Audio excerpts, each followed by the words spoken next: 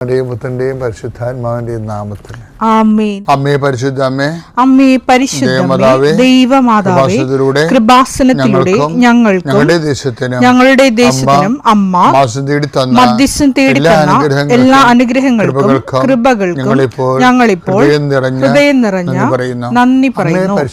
അമ്മേ പരിശുദ്ധമേ, ദൈവമാതാവേ, 2004 ഡിസംബർ 7 ഉച്ചകഴിഞ്ഞ് 2:30 കൃപാസനത്തിൽ സംഭവിച്ച അമ്മയുടെ പ്രത്യക്ഷപ്പെടലിനെക്കുറിച്ച് തിരുസഭയ്ക്ക് സമർപ്പിച്ചിരിക്കുന്ന പഠനരേഖകളുടെ മേൽ സഭാത്മകമായ പഠനം ആരംഭിക്കുവാൻ ഞങ്ങൾ പ്രാർത്ഥിക്കുന്നു.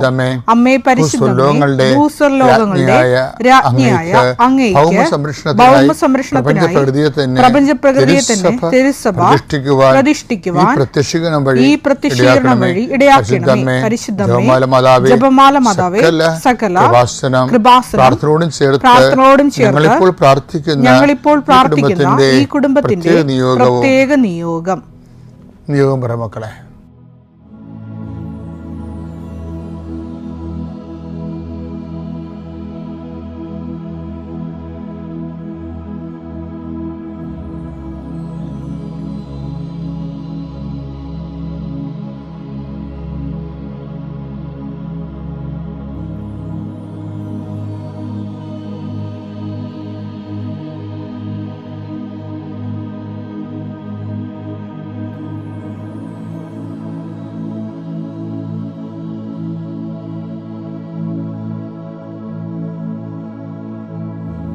അമ്മയുടെ പ്രത്യക്ഷീകരണത്തിന്റെ ഈ അനുഗ്രഹവേളയിൽ ഞങ്ങൾക്ക് സാധിച്ചു തരുവാൻ കനിയണമേ.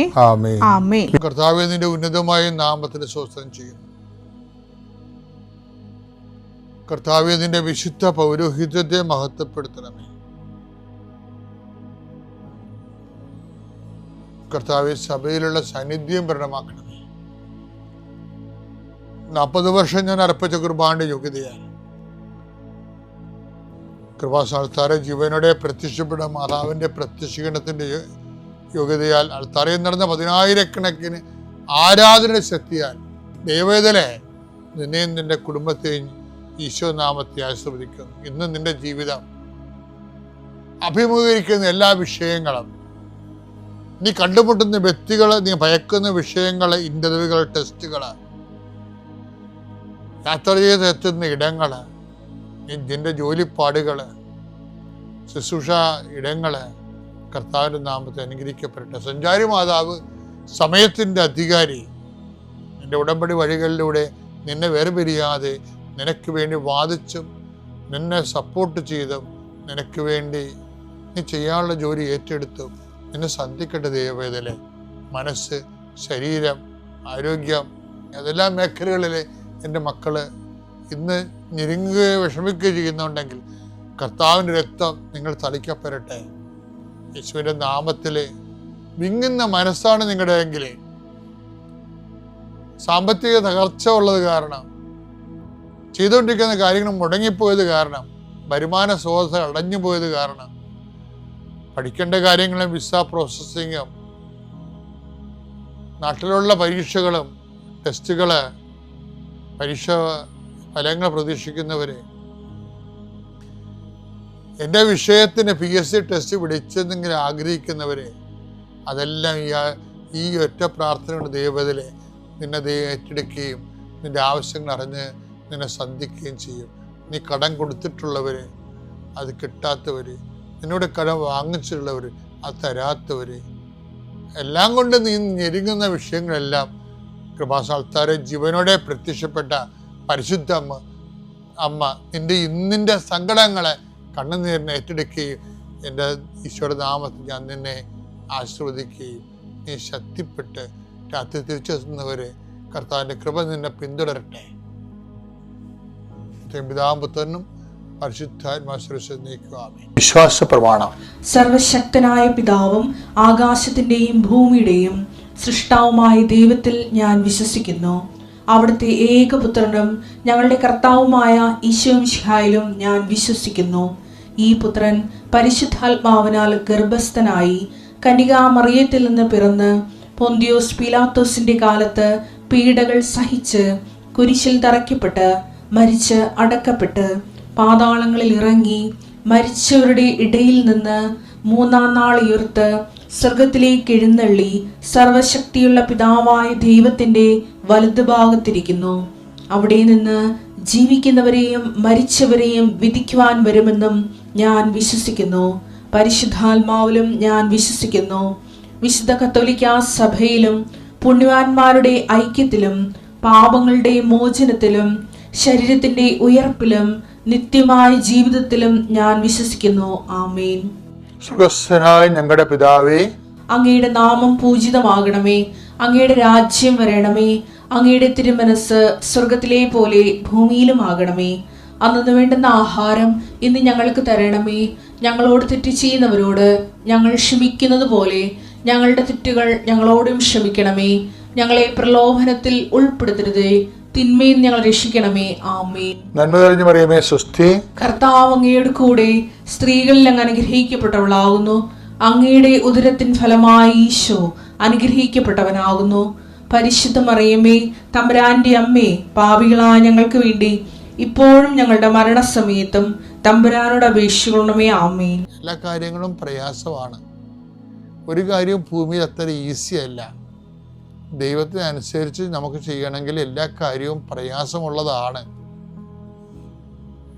അത് എൻ്റെ കുഞ്ഞുങ്ങളെ ദൈവരാജ്യത്തിൽ പ്രവേശിക്കാൻ ധനവാന് എന്ത് പ്രയാസമാണെന്നോ അങ്ങനെ വാക്കല്ലേ. മർക്കോസ് 10:24. മർക്കോസ് 10:24. അവന്റെ വാക്ക് കേട്ട ശിഷ്യന്മാർ വിസ്മയിച്ചു. അവന്റെ വാക്ക് കേട്ട് ശിഷ്യന്മാർ വിസ്മയിച്ചു. യേശു വീണ്ടും അവരോട് പറഞ്ഞു, മക്കളെ, ദൈവരാജ്യത്തിൽ പ്രവേശിക്കുക എത്ര പ്രയാസം. അതായത് എത്ര പ്രയാസം എന്ന് പറഞ്ഞില്ലേ, അത് എന്നുമായിട്ട് ബന്ധപ്പെട്ടാൽ ദൈവരാജ്യത്തിൽ പ്രവേശിക്കുക എത്ര പ്രയാസം എന്ന് പറഞ്ഞില്ലേ. അപ്പോൾ അതിൽ നിന്ന് കർത്താവ് വെളിവാക്കുന്ന ഒരു സത്യമുണ്ട്. എന്താണ്? ഒരു കാര്യമല്ല പ്രയാസമായിരിക്കണത്. Almost everything is difficult. ഇതാണ് വിഷയം. സുവിശേഷവിഹിതമായ ജീവിതവുമായിട്ട് ബന്ധപ്പെട്ട്, വചനാധിഷ്ഠിതമായ ജീവിതവുമായിട്ട് ബന്ധപ്പെട്ട് ഓൾമോസ്റ്റ് എവരിത്തിങ് ഈസ് ഡിഫിക്കൽട്ട്. അപ്പം പിന്നെ എന്താ മാർഗം? അതുകൊണ്ട് ഈശോ ഒരു മാർഗം കണ്ടുപിടിച്ചിട്ടുണ്ട്. എന്താണ്? നിങ്ങൾ ഒറ്റക്ക് അതിനു വേണ്ടി ശ്രമിക്കേണ്ടെന്ന് ഈശോ പറഞ്ഞത്. കാര്യം ഓൾമോസ്റ്റ് ദൈവരാജ്യമായിട്ട് ബന്ധപ്പെട്ട ഓൾമോസ്റ്റ് എവരിത്തിങ് ഈസ് ഡിഫിക്കൽട്ട്. എല്ലാം ഭയങ്കര പ്രയാസമാണ്. അതുകൊണ്ട് ഒറ്റക്ക് ശ്രമിക്കേണ്ടെന്ന് ഈശോ പറഞ്ഞു. അപ്പോൾ നിങ്ങൾ ഒറ്റക്ക് ശ്രമിക്കണമെന്ന് ഈശോ എവിടെയെങ്കിലും പറഞ്ഞിട്ടുണ്ടോ? അത് ഈശോ പറഞ്ഞിട്ടുണ്ടല്ലോ. എവിടെയാ? എന്നെ കൂടാതെ നിങ്ങൾക്ക് ഒന്നും ചെയ്യാൻ. യോഹന്നാൻ 15:5. യോഹന്നാൻ 15:5. അത് ഇത് ശരിക്കും പറഞ്ഞാൽ അത് നമ്മുടെ മർക്കോസിന്റെ 10:24 ലിങ്ക്ഡ് ആണ് ആ വചനം. ഞാൻ മുന്തിരിച്ചെടിയും നിങ്ങൾ ശാഖകളുമാണ്. ആര് എന്നിലും ഞാൻ അവനിലും വസിക്കുന്നുവോ അവൻ ഏറെ ഫലം പുറപ്പെടുവിക്കുന്നു. എന്നെ കൂടാതെ നിങ്ങൾക്ക് ഒന്നും ചെയ്യാൻ കഴിയുകയില്ല. എന്താ കാര്യം വെച്ചാല് മർക്കോസിന്റെ 10:24 പറയുന്നുണ്ട്, ഓൾമോസ്റ്റ് വചനാധിഷ്ഠിത ജീവിതം ഓൾമോസ്റ്റ് എവരിത്തിങ് ഈസ് ഡിഫിക്കൽട്ട്. എല്ലാം പ്രയാസമാണ് ചെയ്യാൻ ഒരാളിന്. പിന്നെ അതിനുള്ള ഈസി ആക്കണതിനാണ് കർത്താവിനെ കൂടി പക്ഷത്താക്കണം. യേശു നമ്മുടെ പക്ഷത്താണെങ്കിൽ ആര് നമുക്കെതിരെ നിൽക്കും? കാലത്തൊക്കെ ആണെങ്കിൽ ഒരു താന്ന സാമ്പത്തികം ഇല്ലാത്ത ഒരു 5 വീടുകളൊക്കെ കണ്ടുപിടിച്ചിട്ട് അന്ന് ഈ റേഷൻ അരി ഉള്ളതുകൊണ്ട് അരിക്ക് ബുദ്ധിമുട്ടില്ല. അതുകൊണ്ട് പച്ചക്കറി ആ അടുക്കളയിൽ വേണ്ടുന്ന സാധനങ്ങളൊക്കെ ഞാൻ ഒരു 5 വീട് കൊണ്ട് കൊടുക്കുമായിരുന്നു. പിന്നെ ഭക്ഷണം പാകം ചെയ്ത് നല്ല ഫുഡാണെങ്കിൽ അത് ഞാൻ രോഗിയായ വീട്ടിൽ കൊണ്ട് കൊടുക്കും. സാമ്പത്തിക സഹായം ചെയ്യും. അരി മേടിച്ച് നവജീവൻ ട്രസ്റ്റ് പോലുള്ള എല്ലാ വഴികളും കഴിവനുസരിച്ച് ഞാൻ ചെയ്യും. അപ്പോൾ എവിടെയാണ് എനിക്ക് കുറവ്? പിന്നെ ഞാൻ വല്ലതും വായി കൊണ്ട് വല്ലതും സംസാരിക്കും, അവിടെയാണോ കുറവ് എന്നെല്ലാം ചിന്തിച്ചു. ബൈബിൾ എടുത്ത് വായിച്ചപ്പോൾ ഒരു 3 ദിവസം മുമ്പാണെന്നാണ് തോന്നുന്നത്, 50-ാമത്തെ സങ്കീർത്തനം കിട്ടി. കൃതജ്ഞതയാണ് ബലി, നിൻ്റെ ബലി എന്നുള്ള. അപ്പം അതിൻ്റെ അകത്ത് നമ്മൾ ഉടമ്പടിയെ പറ്റിയും പറയുന്നുണ്ട്. അപ്പം ഞാൻ വലിയ തെറ്റാണ് ദൈവമേ ചെയ്തത്, അതുകൊണ്ട് ഇത് എത്രയും വേഗം പോകാമെന്നും പറഞ്ഞുകൊണ്ട് ഞാൻ മിനിഞ്ഞാന്ന് ഇവിടെ വന്നായിരുന്നു. പറ്റിയില്ല, എഴുതി കൊടുത്തുകൊണ്ട് കിട്ടിയില്ല. ഞാൻ പിന്നെ തിരിച്ചു പോന്നു. ഇന്ന് 2 പേരെയും കൊണ്ട് ഞാൻ വരാനിരുന്ന അവരുടെ കാറിന് എന്തോ പ്രശ്നമുണ്ടെന്ന് പറഞ്ഞു. അവർക്ക് ഉടമ്പടി എടുക്കാനാണ്. കുടുംബപരമായി ഒത്തിരി വിഷമിക്കുന്നവരാ. അവരെ കൊണ്ട് ഞാൻ വരാൻ നിന്ന്, അതുകൊണ്ട് ഇന്നലെ വന്നില്ല.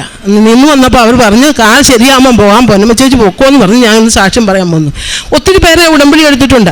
അതുപോലെ ഒരു കാര്യം ഞാൻ പറയാണ്. ഒരു മാനസികമായി ടെൻഷൻ്റെ ഗുളിക 34 വർഷമായിട്ട് കഴിക്കുന്ന ഒരു ചേച്ചിയുണ്ട്. ഞാൻ കുടുംബ വീട്ടിലാണ്, സ്വന്തത്തിലുള്ള. അവർ വിശ്വനാഥൻ, പ്രഗത്ഭനായ ഒരു വിശ്വനാഥൻ ഡോക്ടർ പറഞ്ഞു നിങ്ങൾക്ക് മരണം വരെ ഗുളിക കഴിക്കണം എന്ന് പറഞ്ഞു. അവരെ വിഷമിച്ച് ടെൻഷൻ പിടിച്ച് ഓരോ പ്രശ്നങ്ങൾ. 4 മക്കളുണ്ട്, ആൺമക്കൾ.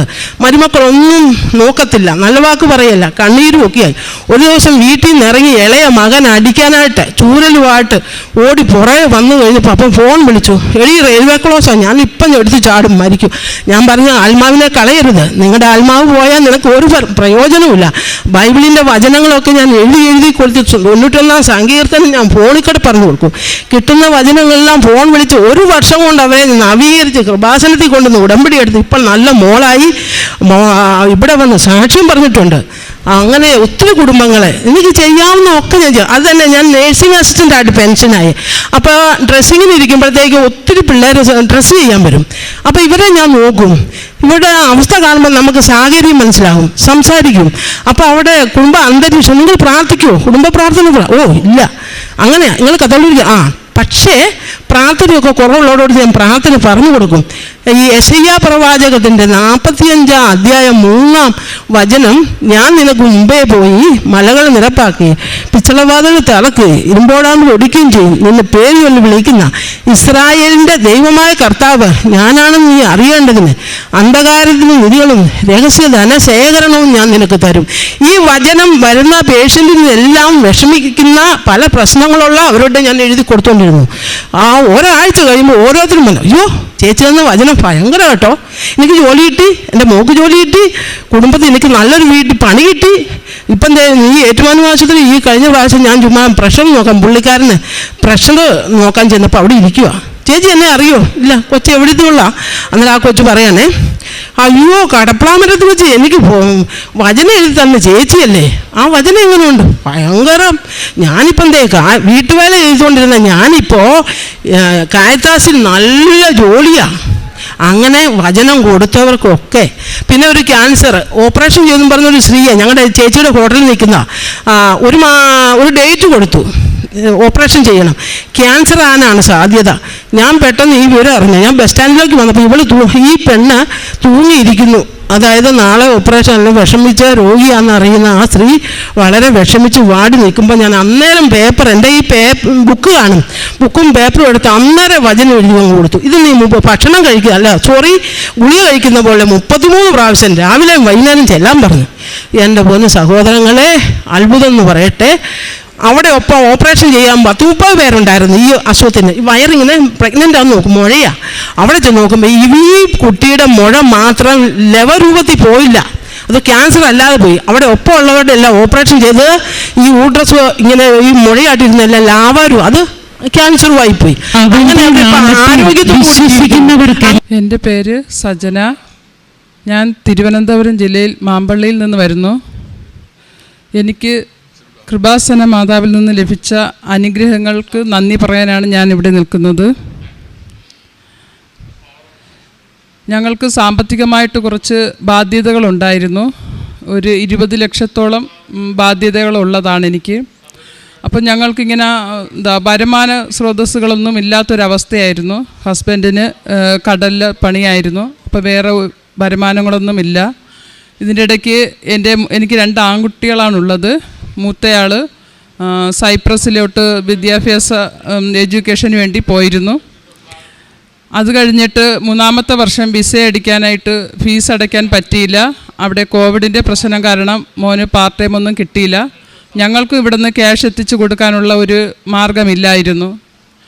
അങ്ങനെ മോൻ തിരിച്ച് നാട്ടിലെത്തിയതിന് ശേഷം ഞങ്ങൾ പിന്നെ എല്ലാവരും കൂടെ കഴിഞ്ഞ വർഷം മാർച്ചിൽ ദുബായിലേക്ക് 4 പേരും കൂടെ ഫാമിലിയായിട്ട് ദുബായിലേക്ക് ജോലി അന്വേഷിച്ച് പോയി.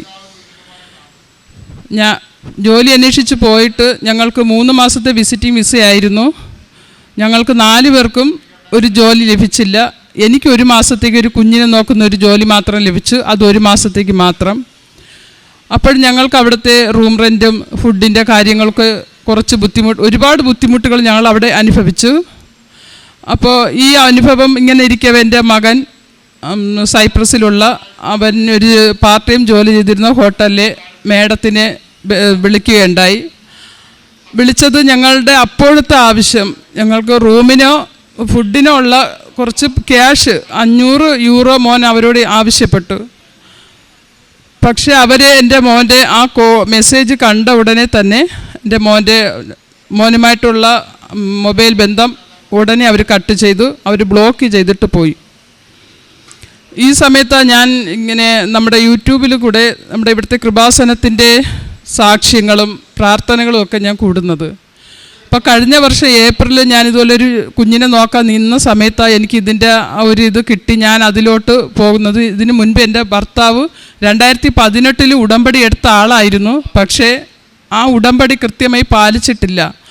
ആ പാലിക്കാതെ വന്നതിൻ്റെ ഫലമായിട്ട് ഞങ്ങൾക്ക് ഒരുപാട് വേദനയും ഒരുപാട് നഷ്ടങ്ങളും ഞങ്ങൾ അനുഭവിച്ചു. അപ്പോഴും ഞാനിങ്ങനെ ഇരുന്ന് ചിന്തിച്ചു, ഇത് ഇത്രയും ഇവിടെ അത്ഭുതങ്ങൾ നടക്കുന്നു, അപ്പം ഞാനായിട്ട് എന്തിനാ അത്? എനിക്കൊരു വിശ്വാസക്കുറവുണ്ടായിരുന്നു. എന്നെ പലരും പറഞ്ഞു ഇവിടെ വന്ന് ഉടമ്പടി എടുക്ക്, എല്ലാം മാറും.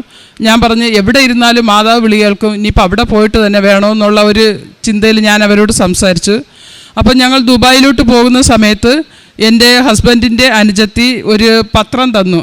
അപ്പം ഞാനതോടെ വായിക്കാതെ ഇട്ടിട്ട് ഈ സാധനങ്ങളൊക്കെ പാക്ക് ചെയ്തപ്പോൾ ഞാൻ വിചാരിച്ച് എന്തായാലും ഇരിക്കട്ടെ, ഇതും കൂടെ കൊണ്ടുപോകാമെന്ന് വിചാരിച്ചിട്ട് അതും എടുത്തിട്ടാണ് പോയത്.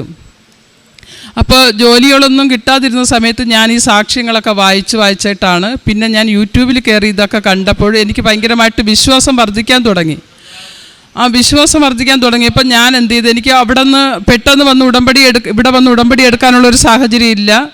മറ്റേ ഓൺലൈൻ ഉടമ്പടി എടുക്കാൻ നോക്കിയിട്ട് അതും നടക്കുന്നില്ല. അപ്പോൾ ഞാൻ സ്വന്തമായിട്ടൊരു നോട്ട് ബുക്കിൽ എൻ്റെ ഉടമ്പടിയെക്കുറിച്ചുള്ള നിയോഗങ്ങളും ഇവിടുത്തെ നിബന്ധനകളും ഞാൻ അത് എഴുതി വെച്ചിട്ട് അന്ന് തന്നെ ഞാൻ സാക്ഷിയോ എഴുതി വെച്ച് എനിക്ക് എൻ്റെ മക്കൾക്ക് നല്ല ജോലി ലഭിക്കുന്നതും ഞങ്ങൾ 1,00,000 രൂപ ആവശ്യപ്പെട്ടെടുത്ത് മാതാവ് അതിൽ കൂടുതൽ സമ്പത്ത് തന്ന് ഞങ്ങൾ അനുഗ്രഹിക്കുന്നതായിട്ടുള്ള സാക്ഷ്യം വരെ ഞാൻ കഴിഞ്ഞ വർഷത്തെ ഏപ്രിലിൽ എൻ്റെ നോട്ട് ബുക്കിൽ എഴുതി വെച്ചു. അത് കഴിഞ്ഞിട്ട് അപ്പോൾ ഈ മോനിങ്ങനെ ആ മേഡത്തിനെ വിളിച്ചപ്പോൾ മേഡം ഫോണും കട്ട് ചെയ്തു. അവനുമായിട്ടുള്ള ബന്ധം അങ്ങ് വേർപെടുത്തിയ രീതിയിൽ അങ്ങ് പോയി. ഒരാഴ്ച കഴിഞ്ഞ് അപ്പം ഞാൻ മാത്രം പ്രാർത്ഥിക്കുന്നു. എൻ്റെ മക്കൾക്ക് വിശ്വാസമില്ല, എൻ്റെ ഹസ്ബൻഡിന് വിശ്വാസമില്ല. കാരണം പ്രാർത്ഥിച്ചിട്ടൊന്നും ഒരു കാര്യമില്ല, ഇതൊക്കെ നമ്മൾ ഇത്രയും കിടന്ന് അനുഭവിക്കുന്നതല്ലേ എന്നൊക്കെ പറഞ്ഞിട്ട് അവരെല്ലാവരും എന്നെ ഒരുമാതിരി നിരുത്സാഹപ്പെടുത്തുകയും കളിയാക്കുക വരെ ചെയ്തു.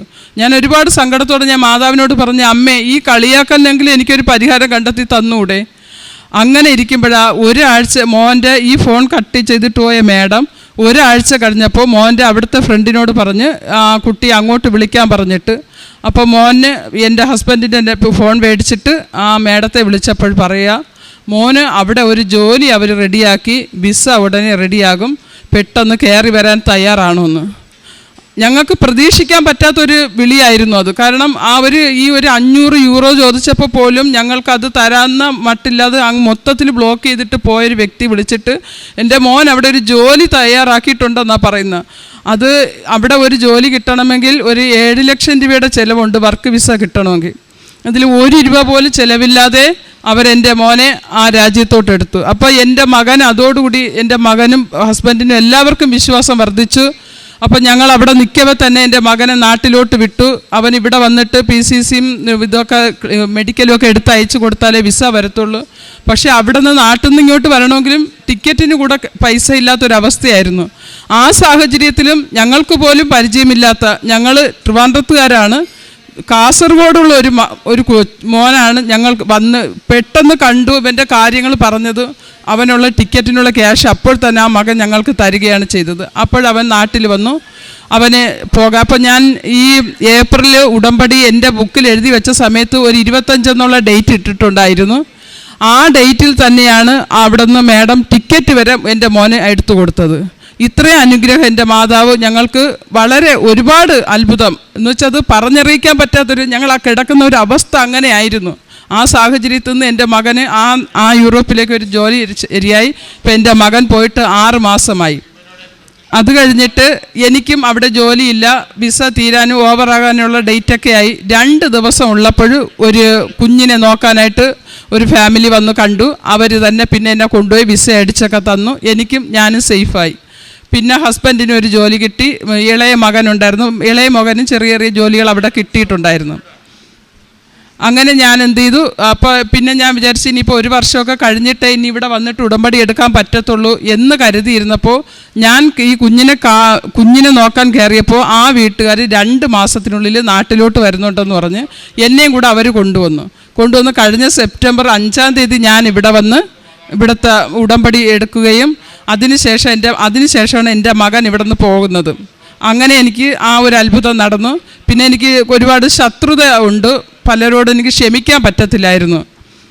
അപ്പം അങ്ങനെയുള്ള സാഹചര്യത്തിൽ ഞാൻ ചെന്ന് എനിക്ക് ക്ഷമിക്കാൻ പറ്റാത്ത വ്യക്തികളുടെ അടുത്ത് ചെന്ന് ഞാൻ ക്ഷമ ചോദിക്കുകയും അവരോട് സംസാരിക്കുകയൊക്കെ ചെയ്തു. ആ ചെയ്തതിൻ്റെ അന്ന് 2 മാസം വെയിറ്റ് ചെയ്തിരുന്ന എൻ്റെ മോൻ്റെ വിസ ഞാൻ ക്ഷമിച്ച് പ്രാർത്ഥിച്ച് അവരോട് സംസാരിച്ച് കഴിഞ്ഞതിൻ്റെ അന്ന് തന്നെ എൻ്റെ മോന് വിസ വരികയും ചെയ്തു. അതുകൂടാതെ എൻ്റെ ഭർത്താവ് ഒരു 30-35 വർഷം കൊണ്ട് ഒരു മദ്യപാനിയാണ്. അതിനു വേണ്ടി ഞാൻ പലപ്പോഴും വീട്ടിൽ പ്രശ്നങ്ങളുണ്ടാക്കും, മദ്യപിക്കുന്നതിനോട് പ്രതികരിക്കും. അങ്ങനെയൊക്കെ ആയിട്ടും ഒരു തരത്തിൽ എങ്ങനെയൊക്കെ പറഞ്ഞാലും അത് അനുസരിക്കത്തില്ല. എപ്പോഴും മദ്യപാനം, എപ്പോഴും ഇടയ്ക്കിടയ്ക്ക്. എന്നിട്ട് വീട്ടിൽ പ്രശ്നം ഉണ്ടാകാതിരിക്കാൻ വേണ്ടി പുറത്തു പോയി ഒളിച്ചൊളിച്ച് കുടിച്ചിട്ടാണ് വരുന്നത്. അങ്ങനെ ഇരുന്ന് ഞാൻ അതും കഴിഞ്ഞ പ്രാവശ്യം വന്നപ്പോഴത്തേക്ക് ഉടമ്പടിയിൽ വെച്ചിട്ടാണ് ഞാൻ പോയത്. പോയി കഴിഞ്ഞപ്പോഴത്തേക്ക് ഒരു മാസം 2 മാസം കഴിഞ്ഞപ്പോഴത്തേക്ക് ഭർത്താവ് ഓട്ടോമാറ്റിക്കായിട്ട് ടക്കനെ മനസ്സിന് എന്തോ ഒരു ഇത് തോന്നി. ഇപ്പോൾ ഒരു 6 മാസത്തോളമായി മദ്യപാനശീലം നിർത്തിവെച്ചിട്ട്. ഈ ഒരു അനുഗ്രഹം നിയോഗവും എനിക്ക് മാതാവ് സാധിച്ചു തന്നു. പിന്നെ എൻ്റെ ഒരു കസിൻ സിസ്റ്ററിനും ഇതുപോലെ കുറച്ച് ബാധ്യതകളുണ്ടായി. അവൾക്കും ആ ബാധ്യത തീർക്കാനുള്ള വരുമാന മാർഗം മാതാവ് തുറന്നു കൊടുത്തു.